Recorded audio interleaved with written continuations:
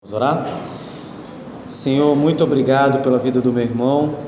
Agradeço ao Senhor pelo conhecimento que o Senhor lhe deu, pela capacidade que o Senhor o tem feito dia após dia, trazendo cada vez mais algo para o seu coração.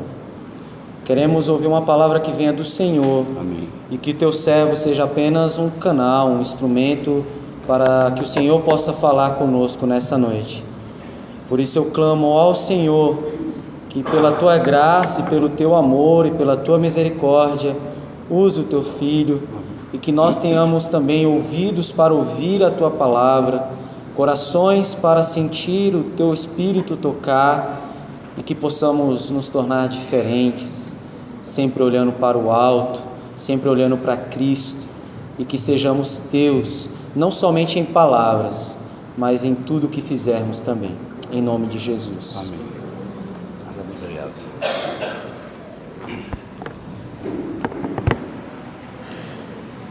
Obrigado, meu irmão. Tá ótimo. Eu vou controlar. Boa noite para os irmãos. Que a graça e a paz de nosso Deus possa estar conosco aqui nessa noite, na meditação da sua santa e bendita palavra. Eu tenho uma pequena reflexão para poder fazer com vocês essa noite, mas em primeiro lugar eu queria louvar e engrandecer o nome do Senhor pela vida do nosso irmão seminarista Paulino, que foi aprovado hoje aqui pela manhã em assembleia para ser pastor auxiliar. Que Deus possa abençoá-lo, que Deus possa capacitá-lo e encher ele a cada dia do Espírito Santo. E eu fiquei sabendo que ele veio do fogo, ex-assembleiano, era do manto, era do manto, aleluia, né? É sempre bom rever um ex-assembleiano aqui no nosso meio. Glória a Deus. Amados, domingo passado o pastor Everson nos trouxe uma mensagem, um sermão, e eu achei bastante interessante. Ele nos falou sobre o jardim do Éden, ele falou sobre a queda do homem, ele falou de um período, de um momento em que Deus cria um jardim e coloca ali um casal, coloca ali o homem e a mulher. E aquele homem, mesmo naquele ambiente de paz, naquele ambiente de bonança, naquele ambiente de inocência, de profunda e plena comunhão com Deus, naquelas delícias, o homem cai, o homem falha, o homem dá ouvido à voz do diabo, e ali então ele é expulso daquele jardim. A partir daquele momento então, Deus amaldiçoa a terra, Deus amaldiçoa a serpente, Deus amaldiçoa a mulher, Deus amaldiçoa o homem. O mundo todo foi amaldiçoado por Deus por conta do pecado do homem. A partir daquele instante, aquele jardim que era maravilhoso, aquele jardim que era deleitoso, aquele jardim que era majestoso, que era belo, que era inaudito, ele agora, na realidade do homem, passa a produzir na vida dele espinhos, abrolhos, cardos, angústias, doenças, mortes, desesperos, rebelião. O homem, a partir daquele momento, ele já está completamente distante de Deus, ele já está separado de Deus por conta do pecado, por conta das suas agonias. E eu, pensando nesse sermão que o pastor pregou domingo passado, e é exemplo daquilo que nós fizemos no sermão de Pedro, quando o pastor mostrou a queda de Pedro, e nós então sentimos a necessidade de mostrar a restauração de Pedro. Nessa noite eu quero mostrar o jardim recuperado. Se no sermão passado você ficou sabendo que o homem caiu, que o homem foi expulso desse jardim, hoje à noite eu quero te mostrar que o homem foi colocado novamente no jardim de Deus na eternidade. E se o pastor domingo passado pregou em Gênesis, o primeiro livro da Bíblia, Nessa noite eu quero pregar no último livro da Bíblia, a saber, Apocalipse. Queria que você abrisse comigo, Apocalipse, capítulo de número 22.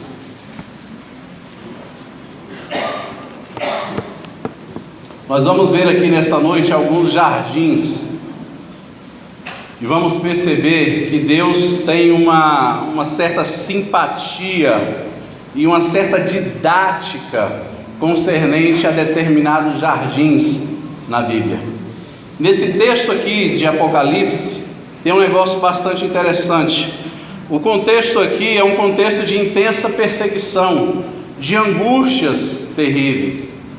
Na época o Império Romano estava perseguindo de modo feroz e angustiante todos os cristãos que professavam a Jesus.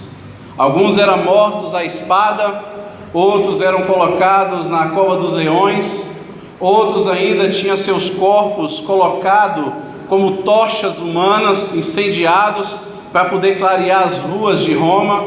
Era um momento de terrível perseguição, de terríveis angústias, momentos de lágrimas, momentos de desespero, momentos de agonias. E João, nesse contexto aqui, ele estava exilado numa determinada ilha chamada Ilha de Patmos. Alguns historiadores dizem que a situação de João era tão terrível, mas tão terrível, tão agonizante, que alguns comentaristas chegam a dizer que João teve o seu corpo todo manchado quando colocaram ele dentro de uma taça de azeite fervendo, e ele teve o seu corpo todo manchado, todo machucado, e ele aqui está exilado. Ele está exilado, mas os cristãos estão sofrendo perseguição do Império Romano.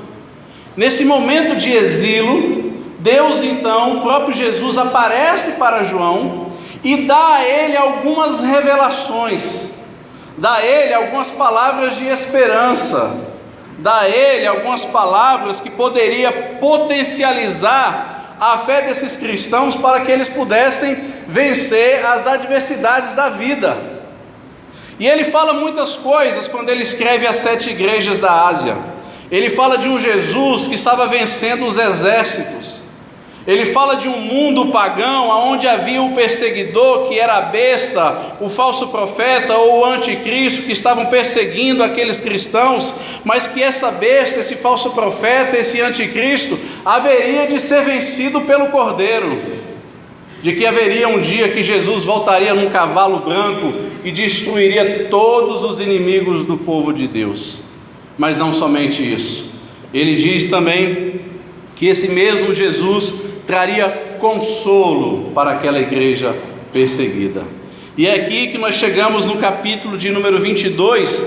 João tem a visão aqui de um jardim celestial, de um jardim praticamente do Éden, que seria restaurado na eternidade, de um lugar onde haveria paz, de um lugar onde esse jardim seria plenamente restaurado, aonde não entraria nenhuma maldição, aonde o pecado não se faria mais presente, de um lugar aonde não haveria mais lágrimas, aonde não haveria mais dores, aonde não haveria mais angústias, aonde não haveria nenhum tipo de palavra de maldição ou de rejeição.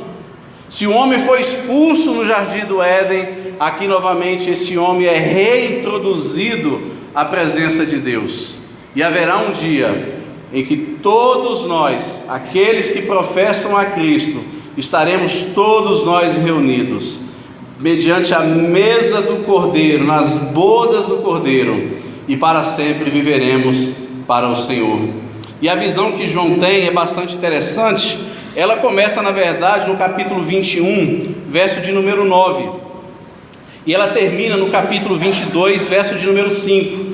Para não tomarmos muito tempo, eu queria ler apenas só do verso número 1 até o verso de número 5 do capítulo 22. E diz o seguinte: Então me mostrou o rio da água da vida, brilhante como cristal, que sai do trono de Deus e do Cordeiro.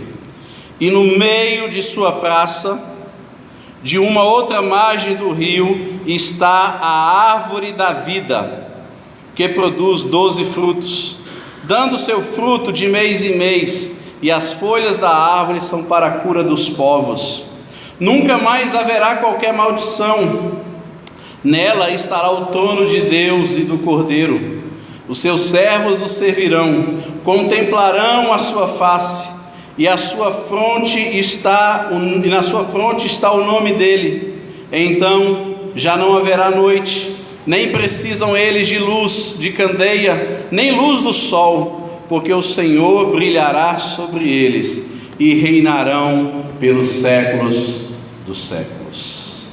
Essa é a visão do jardim celestial que João tem, que na verdade é uma profecia de Ezequiel, capítulo 47, verso de número 12, de que haveria um momento na eternidade, aonde haveria justiça, aonde haveria paz, aonde o nosso corpo seria completamente transformado, aonde não estaríamos mais sujeitos a essas intempéries da vida, a essas calamidades, a essas dores, a essas angústias. O mundo hoje, meus amados irmãos, ele vive dia de angústias.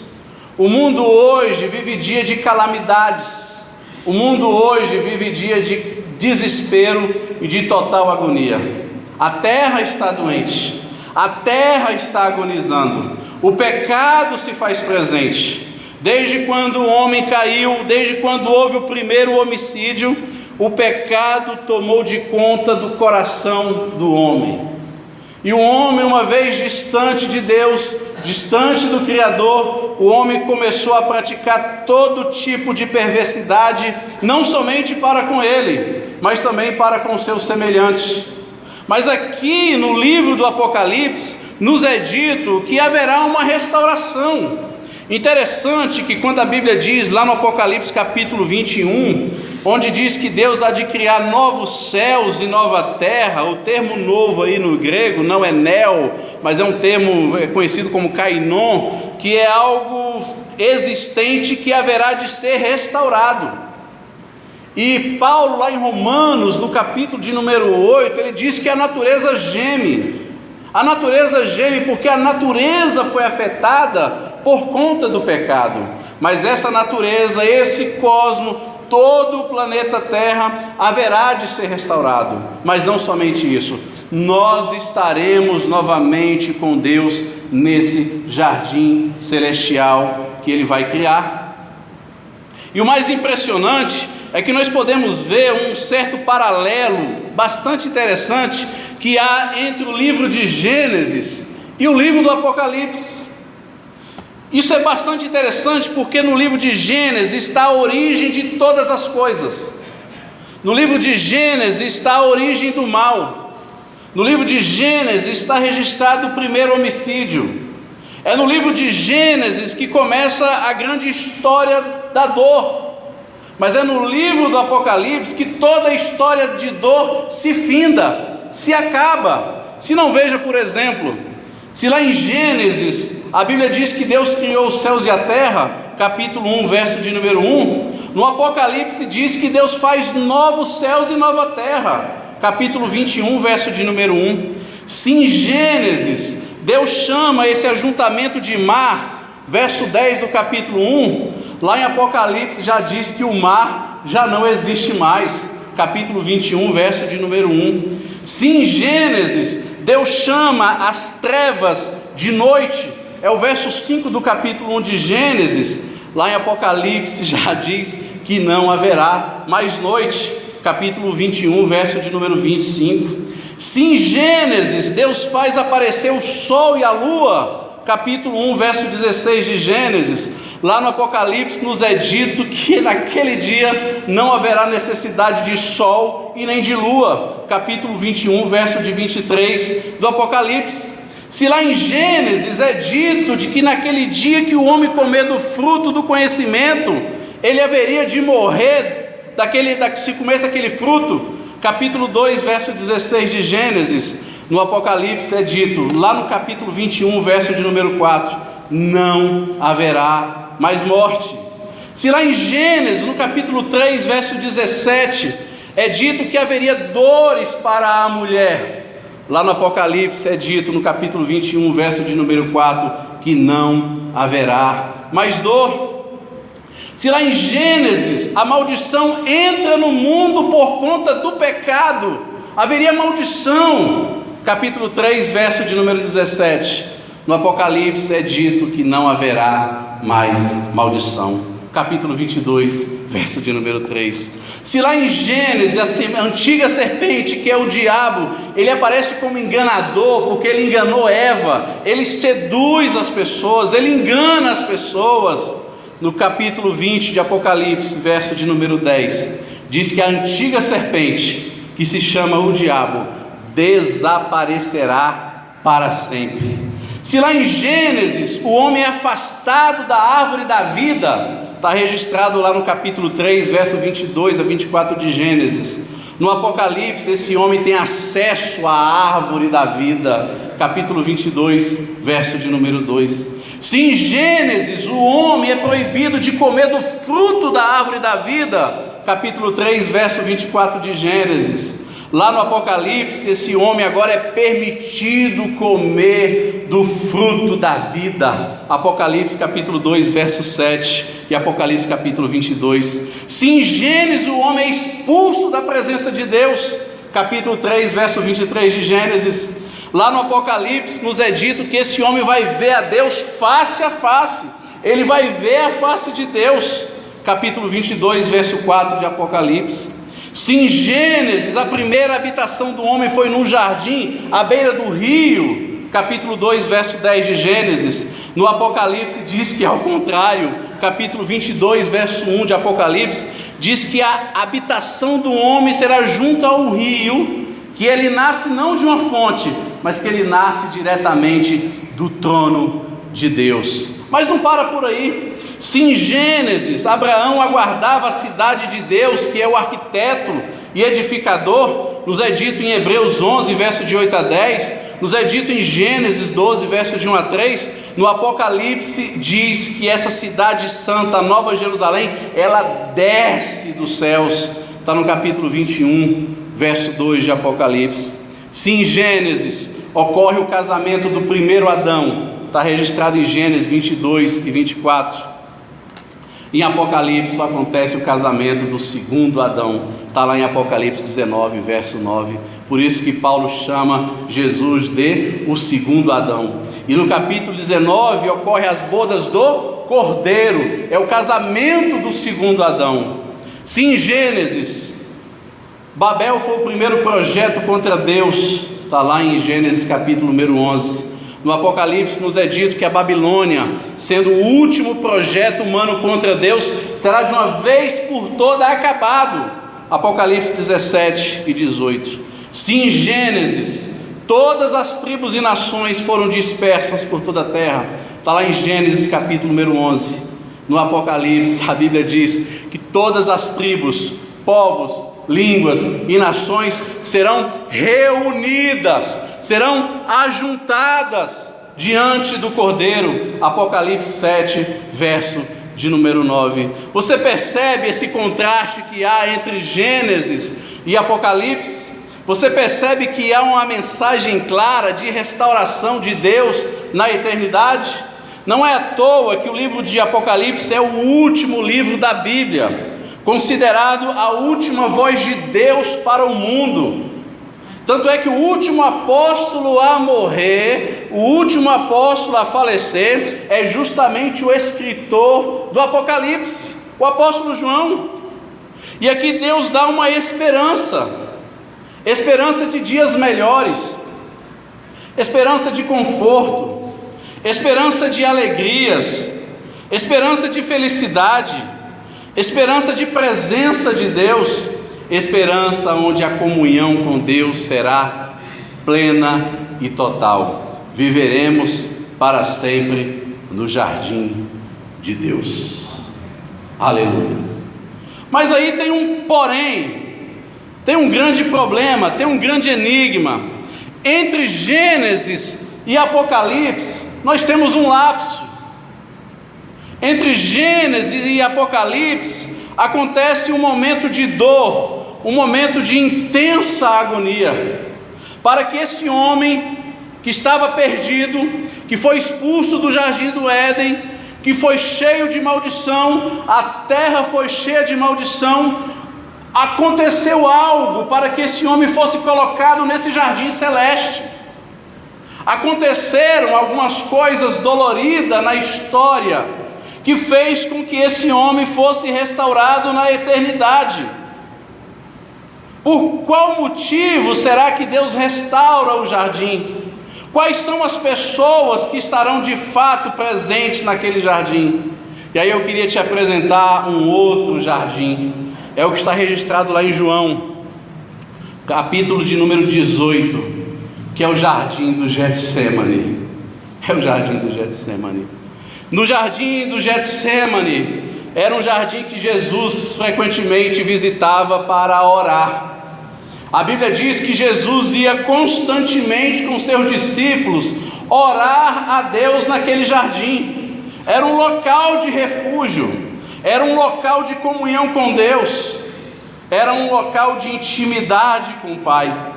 Mas nesse jardim aqui, nesse momento do capítulo 18 de João, o jardim do Getsemane, acontece uma terrível agonia no coração de Jesus. A palavra Getsemane, tanto no hebraico como no grego, significa prensa de azeite. É justamente no jardim do Getsemane que a Bíblia diz que Jesus se angustia, que Jesus sente o peso do nosso pecado sobre ele. Ele chega para os seus discípulos e diz: a minha alma está amargurada até a morte. É um momento frágil de Jesus, é um momento de terrível angústia no coração de Jesus, é um momento de dor, é um momento de tristeza, é um momento onde ele sente o peso da nossa condenação recaindo sobre os seus ombros. E Lucas vai dizer que a situação de Jesus era tão crítica, nesse momento de solidão, de dor, da cruz que se aproximava, que a Bíblia diz lá em Lucas que o suor de Jesus se transformava em grandes gotas de sangue. Só houve ou só haverá o jardim celestial porque houve o jardim do Getsemane. O homem só conseguirá chegar nesse jardim celestial restaurado na eternidade quando ele reconhecer e olhar Jesus padecendo e sofrendo por ele no jardim do Getsemane. Porque é no jardim do Getsemane que Jesus assume para si a nossa condenação, assume para si a nossa maldição, que era para recair sobre nós, mas recaiu sobre Jesus. O homem somente haverá de ser restaurado na eternidade porque houve sangue. Sangue aonde? No jardim. Num jardim. Não poderia ser em outro lugar, mas num jardim. Foi no primeiro jardim que o primeiro Adão caiu, mas é nesse segundo jardim que o segundo Adão volta-se para Deus para obedecer a voz de Deus e a vontade de Deus. Jesus, na sua fragilidade, na sua natureza humana: Senhor, se possível, passa de mim esse cálice, todavia não seja feita a minha vontade, mas a tua vontade. É nesse momento de dor, é nesse momento de briga interna, que Paulo vai dizer em Romanos 5, verso de número 10: sendo nós inimigos, fomos reconciliados com Deus pela morte do seu Filho. No jardim do Getsemane, Jesus enfrentou a solidão. Nem mesmo seus amigos, os seus 3 mais íntimos, estavam ali com ele estava sozinho, ele estava em agonia, travando uma terrível batalha, assumindo para si a nossa maldição,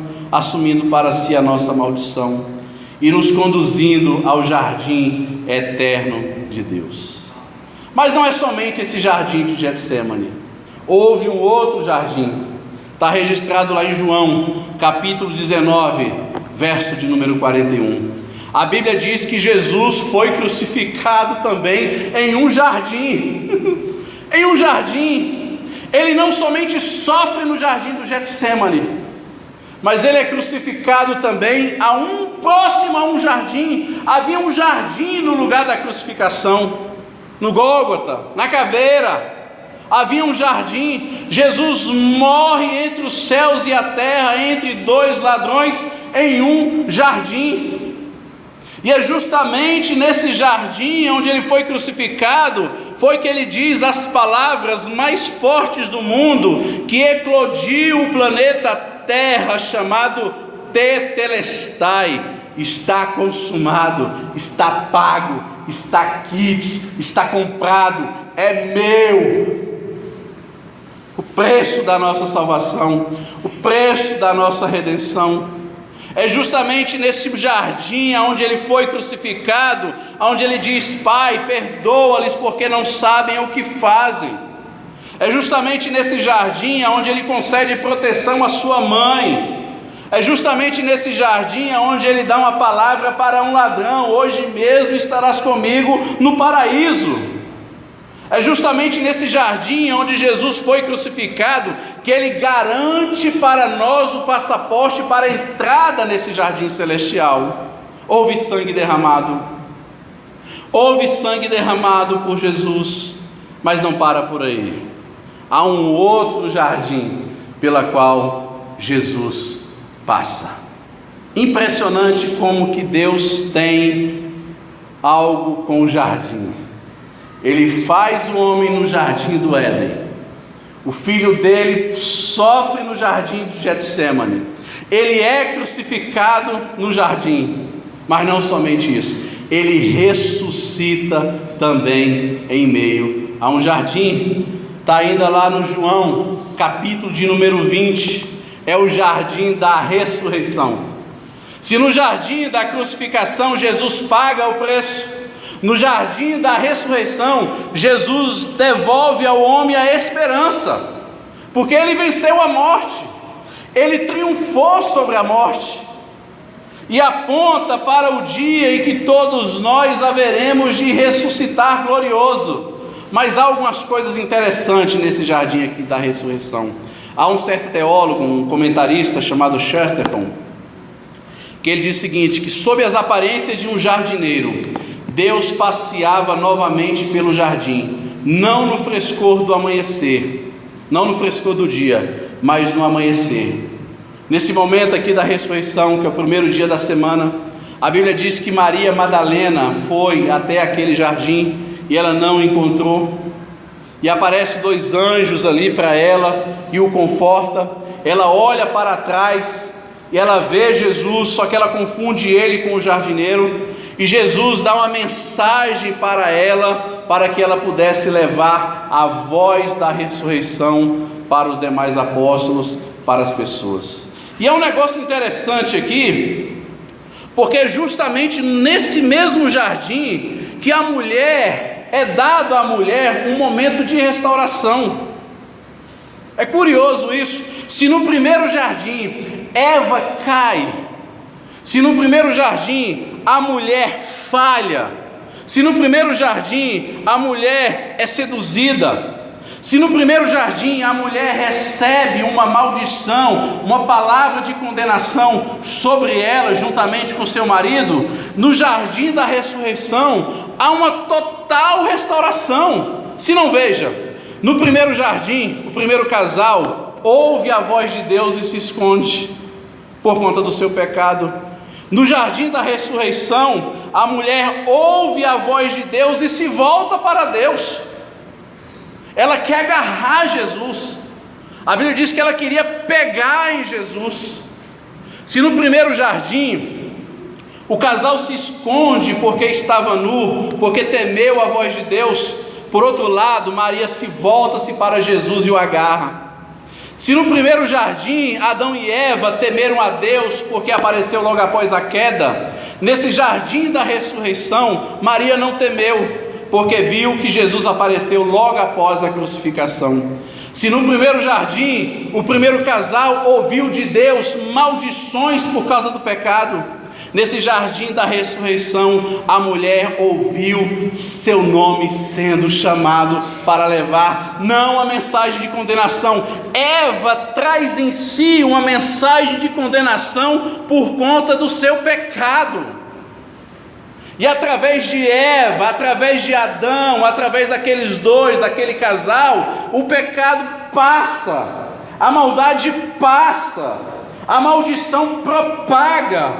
Mas a partir do momento que essa mulher, justamente Maria Madalena, vê Jesus ressurreto, não é lançado a ela nenhuma palavra de maldição, nenhuma palavra de condenação, é lançada sobre ela uma palavra de provisão. Ela tem uma mensagem, não mais a mensagem de Eva, de condenação, de maldição, mas uma mensagem de restauração. Essa mulher haveria de levar a mensagem de que Jesus haveria ressuscitado, que Jesus tinha ressuscitado. Ela leva uma mensagem, inclusive, de perdão, de restauração. É através dessa mulher, Maria Madalena, que o anjo diz para ela: dize aos discípulos e a Pedro que o Mestre ressuscitou, que Jesus ressuscitou. Eu falei no último sermão sobre Pedro, por que o anjo menciona o e a Pedro?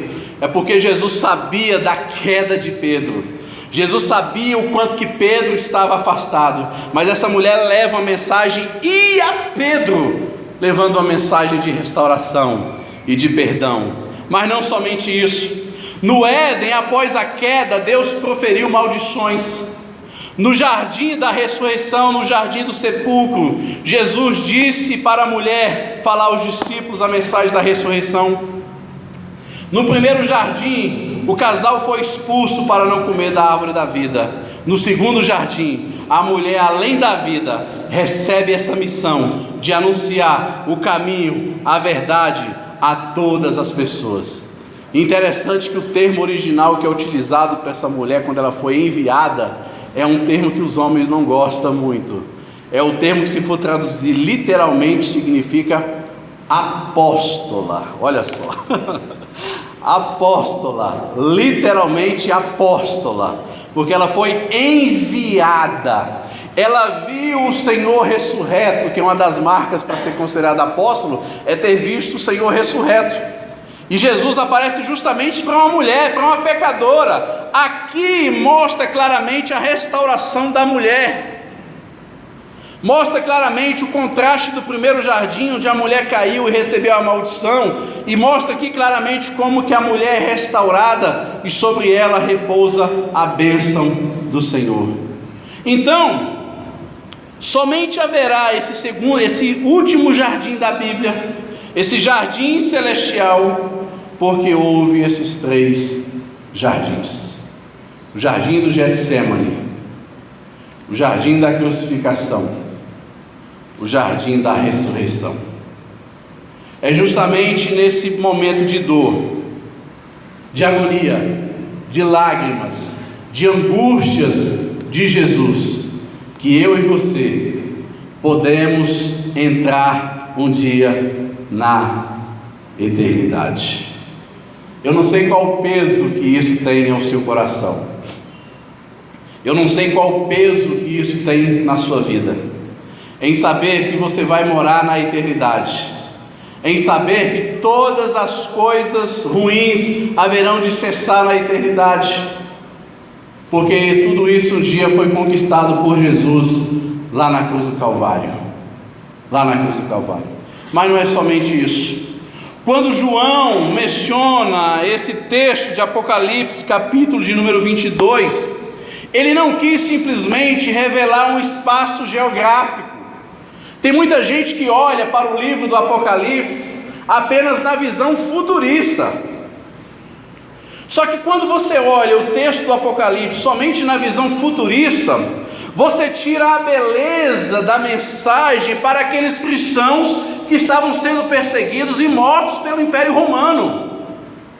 Logo então, não faria sentido algum os leitores de João receber aquela missiva apenas imaginando num futuro do futuro que haveria de vir ainda. Não, essa carta, essa missiva deveria gerar no coração daquelas pessoas esperança. E aí talvez uma das marcas do livro do Apocalipse é que as pessoas pudessem internalizar esse jardim celestial no seu coração. Ou seja, por mais que as pessoas estivessem enfrentando momentos de angústias, momentos de lágrimas, momentos de tristeza, elas deveriam olhar para a eternidade, mas trazer a eternidade para o presente, trazer os céus para o presente. É o que John Stott chama de o já e o ainda não. Alguns teólogos chamam isso de pretérito profético. É no sentido de que eu estou plantado na terra, mas a minha mentalidade está nos céus. Paulo vai dizer lá em Efésios que eu já estou reinando com Cristo. Eu estou reinando com Cristo, mas eu não estou, mas eu estou. É uma questão de fé, é de internalizar, de trazer essa eternidade para o presente e viver esse jardim eterno no coração. É trazer para a sua vida prática todas essas perfeições que há no céu, todas essas alegrias, todas essas delícias que há na eternidade. Porque enquanto você vive aqui momentos de dores, momentos de angústias, momentos de agonias na terra, o seu coração ele deve manter-se em paz. O seu coração deve jubilar de alegria, mesmo diante das dores. É ver cores além das dores, é ver licores além das dores, é sentir amores além das dores, é sentir o frescor de Deus, esse rio de água viva que corre do trono de Deus, que inunda a nossa alma, que enche o nosso coração de alegria e de felicidade. É isso que faz a vida cristã ser alegre. É isso que faz o seu coração superar as dores da vida. É isso que deveria gerar no nosso coração expectativa de dias melhores todos os dias, porque haverá um dia em que Deus enxugará as nossas lágrimas para todo sempre. Mas enquanto Deus não enxuga as nossas lágrimas para todo sempre, existe sempre um momento de consolo, existe sempre um momento de refrigério. E é esse refrigério, esse momento de conforto, esse jardim existencial dentro do meu coração que me faz ter paz dentro da minha alma. Porque salvação não é simplesmente um lugar para onde você vai. Salvação é o que você se tornou na perspectiva do Evangelho. De modo que céus, eternidade, paraíso, jardim eterno, não é somente um lugar para onde você vai, não se limita a um espaço geográfico, mas céu, eternidade, jardim celestial, jardim eterno, é aquilo que eu me tornei na perspectiva do Evangelho, aonde eu não olho mais como o mundo vê, aonde eu não amo mais como o mundo ama, aonde eu não tenho as percepções mundanas do mundo secular, mas quando eu consigo olhar para as coisas na perspectiva de Deus, porque a minha mente foi formatada de acordo com os céus. E é por isso que Paulo diz: pensai das coisas que são do alto. É por isso que ele diz que nós fomos transportados, nós somos colocados num patamar elevado. Não fazemos mais a vontade da nossa carne, nem da concupiscência da vida, mas fazendo a vontade daquele que nos vocacionou. De modo que por mais que eu esteja enfrentando dores, angústias, tristezas aqui na terra, eu ainda posso ser feliz, eu ainda posso sorrir, eu ainda posso me alegrar, eu ainda posso ter momentos de felicidade e de prazer, eu ainda posso ver belezas de Deus no mundo, eu ainda posso acreditar no amanhã, eu ainda posso ser uma pessoa melhor, eu ainda posso enfrentar as dores e as agonias da vida, Porque maior dor, maior agonia foi a agonia de Jesus justamente no jardim. Maior dor, maior agonia foi Jesus sofrendo por mim e por você na cruz do Calvário, para que você pudesse herdar não somente o jardim eterno, mas o jardim existencial dentro de você mesmo. Mas não somente isso. Quando João escreve o livro do Apocalipse, ele queria simplesmente mostrar jardins para as pessoas, para que elas pudessem se sentir consoladas. Consoladas. Interessante quando Paulo vai falar acerca da vinda do Senhor Jesus, lá em Tessalonicenses, capítulo de número 4. Ele fala acerca da vinda de Jesus, mas ele diz: consolai, pois, uns aos outros com esta palavra. A finalidade de João ao escrever o livro de Apocalipse não foi para que Apocalipse fosse um livro de mistérios. Tem gente que olha para o livro de Apocalipse e quer tentar adivinhar quem é a besta, quer tentar adivinhar quem é o número da besta, quer tentar ver se a marca da besta é um chip, se a marca da besta é um cartão de crédito, se a marca da besta é uma marca de roupa, se a marca da besta tem a ver com internet, se a marca da besta é o presidente da Rússia, se a marca da besta é o Papa. Gente, o livro de Apocalipse não foi escrito para isso. Não foi escrito para fazermos elucubrações e adivinhações nostradâmicas daquilo que vai acontecer, mas para que nós pudéssemos internalizar dentro de nós esperança. Esperança. Mas não somente isso, para que nós pudéssemos assumir também o ministério do apóstolo João, que é de consolar. Consolar. Então a mesma missão de João, de consolar quem estava sofrendo, é a mesma missão que eu tenho de fazer também, é consolar quem está sofrendo, quem está padecendo, quem está chorando, quem está vivendo momentos de angústias, momentos de lágrimas, momentos de dores. Apocalipse, na verdadeira escatologia, não são essas adivinhações. A verdadeira escatologia é quando eu interno essas coisas dentro de mim, porque perseguição sempre haverá. Em todos os períodos da igreja sempre houve os anticristos, sempre houve as perseguições, sempre houve as bestas, sempre houve as mortes, sempre houve momentos de angústia, sempre houve momentos de perseguições em todo o período da história do cristianismo. Mas em todos esses momentos também houve um Jesus vencedor. E era essa potencialização da eternidade que fazia com que cristãos morressem nas arenas. Era essa perspectiva de internalizar esse jardim eterno que foi conquistado por Jesus lá no Getsemane, que fazia com que cristãos colocassem a sua cabeça a prêmio, fosse devorado por leões, sem negar a fé. Sem negar a fé. Sem negar a fé. E essa então é a nossa missão: sermos consoladores, internalizar essa mensagem da eternidade no nosso coração. No nosso coração. Quando Paulo usa o termo consolai, quando Jesus usa o termo consolador para falar do Espírito Santo, a mesma palavra que Paulo usa lá em Tessalonicenses é uma palavra chamada Paráclitos.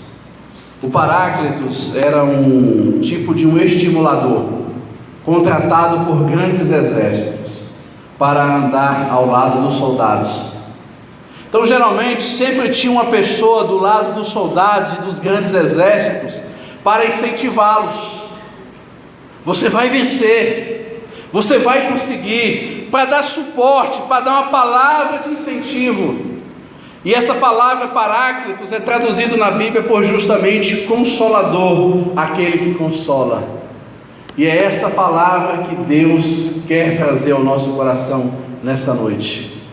Não somente gerar no nosso coração jardins que haveremos de habitar na eternidade, não somente aquele jardim que será restaurado na eternidade, aonde o jardim do Éden será completamente e plenamente restaurado, mas é gerar dentro de nós esse jardim celestial, esse jardim de esperança, esse jardim que, por mais que eu esteja sofrendo, por mais que existam angústias na vida, sempre haverá oásis de Deus a experimentarmos.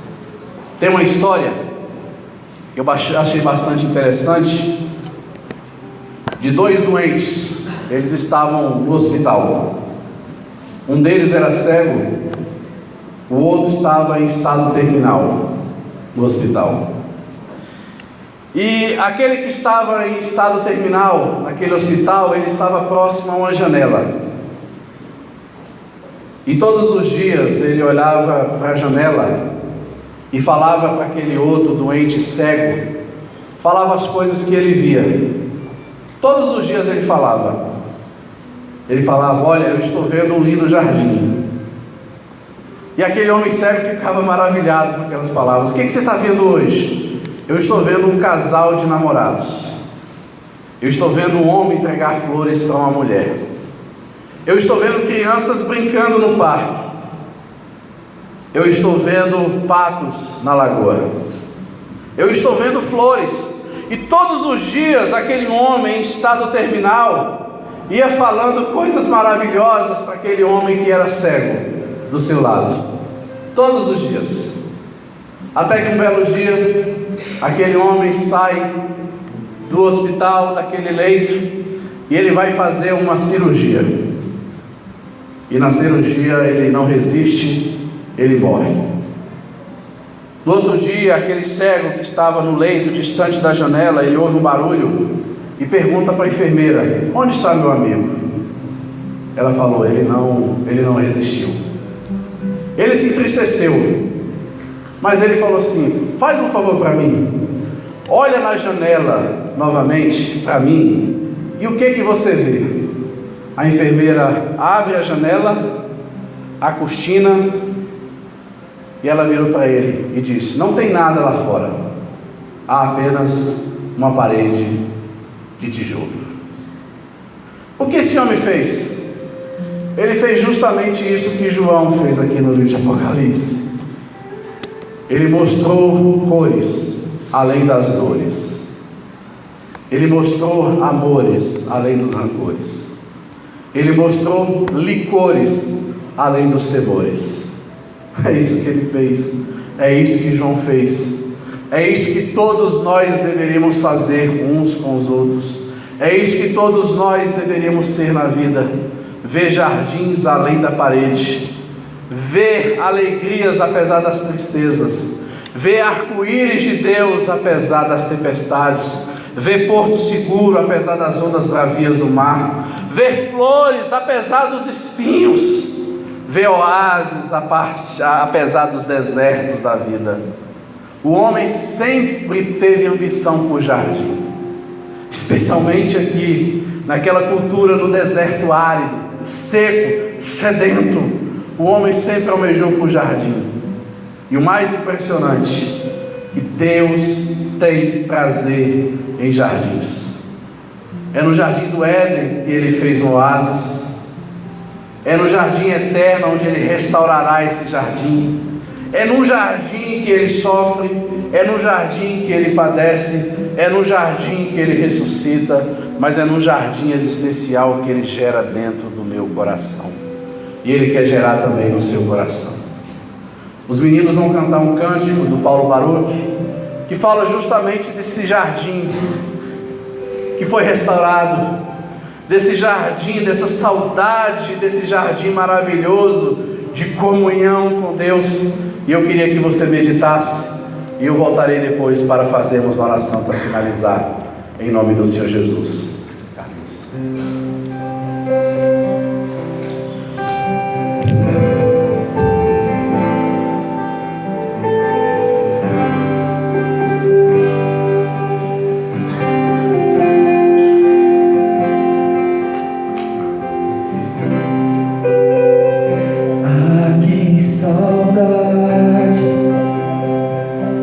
Que saudade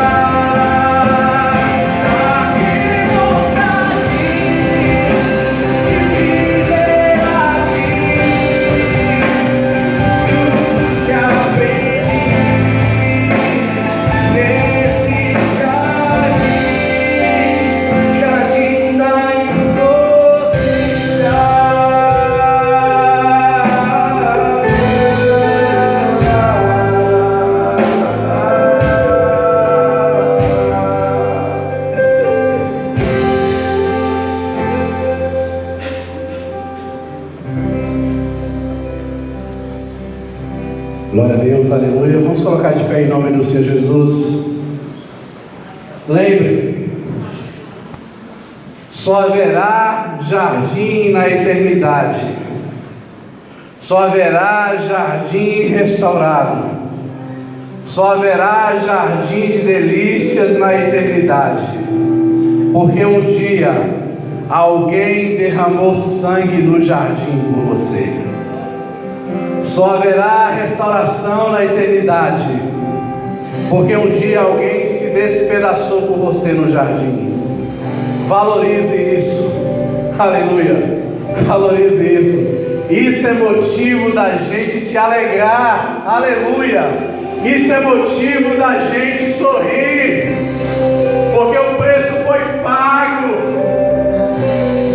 Nós somos filhos de Deus, e Deus nos trata conforme a sua graça, não mais conforme a lei. Não há culpa, Jesus assumiu a culpa, não há mais condenação, não há mais dores.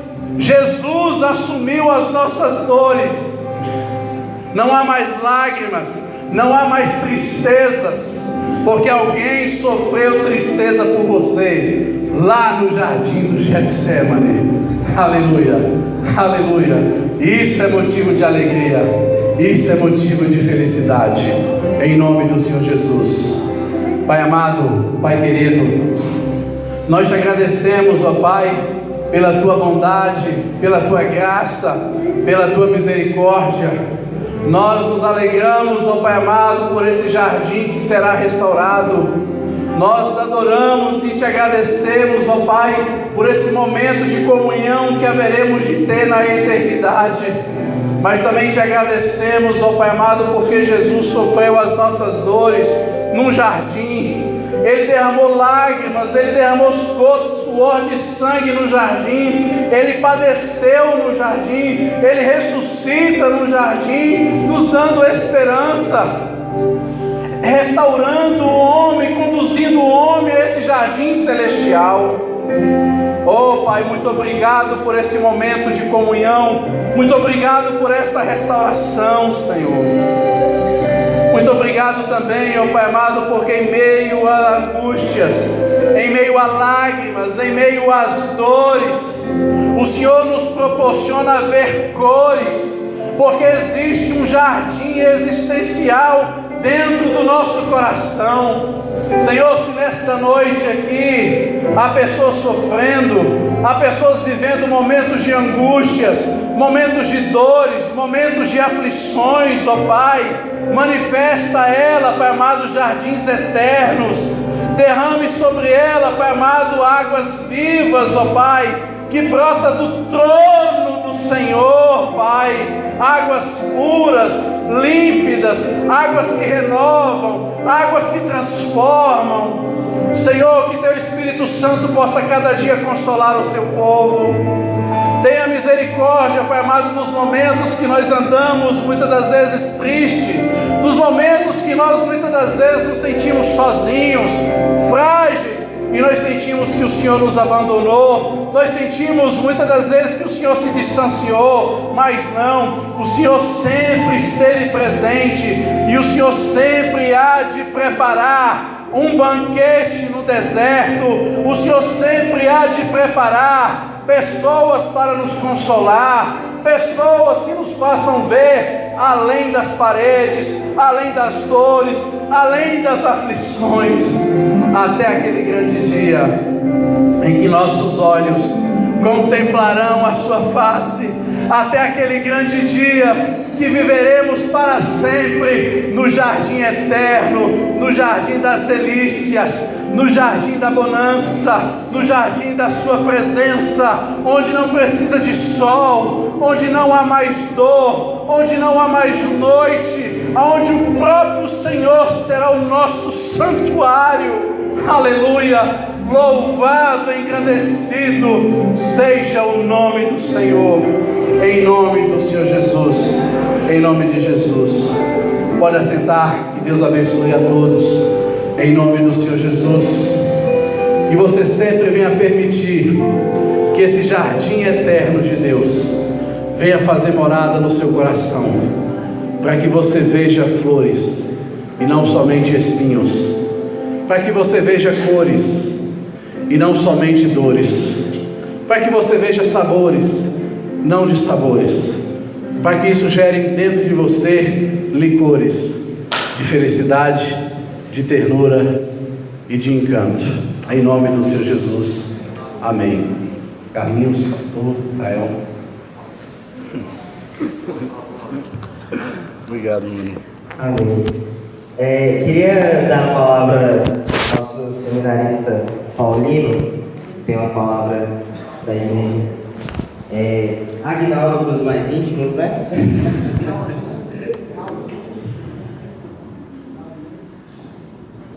Meus irmãos, boa noite, graça e paz.